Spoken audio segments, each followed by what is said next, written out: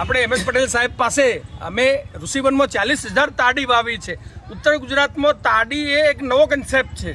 તો આ અમે જુદા જુદા પ્રદેશોમાંથી તાડી લાવ્યા છીએ. દીવમાંથી લાવ્યા છીએ, છોટાઉદેપુરથી લાવ્યા છીએ, ખંભાતથી લાવ્યા છીએ. અને આ તાડી છેલ્લા 8 વર્ષથી અમે ઋષિવનમાં મેનમેડ જંગલ અને ઋષિવનમાં વાવી હતી. આજે 40 ફૂટની તાડી થઈ છે. એના ભાગરૂપે આજે વિસનગરમાં પણ 1,000 તાડીનું વાવેતર કરેલ છે.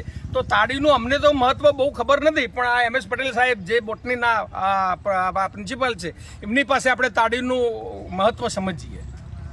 બોટનીનો નથી એ તો પણ પોલિટિકલ સાયન્સનો વિદ્યાર્થી છું, વાંધો નહીં.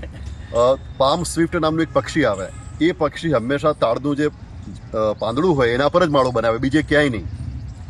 હવે બંનેનો પરસ્પર અવલંબનનો સંબંધ છે. જો તાડ નાશ પામે તો એ પક્ષી બીજી કોઈ જગ્યાએ ઈંડા મૂકી શકે નહીં, માળો બનાવી શકે નહીં. એટલે એ પક્ષીના અસ્તિત્વ માટે પણ પામ વૃક્ષો જરૂરી છે. પામ એટલે તાડ જરૂરી છે.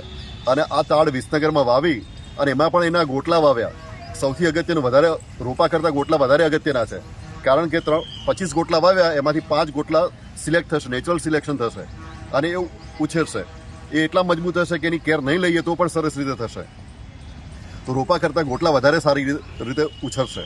અને સાહેબે આ બહુ અગત્યનું કામ કર્યું છે, બહુ જ અગત્યનું. કદાચ મને પૂછ્યું કે કયા વૃક્ષો લાવવા, તો આ જ કહ્યું હોત મેં. અને સાહેબનો આભાર માનીએ છીએ, ગ્રીન ગ્લોબલ બ્રિગેડ અને જીતુભાઈ સાહેબનો, ગ્રીન એમ્બેસેડર સાહેબનો આભાર માનીએ છીએ. Thank you.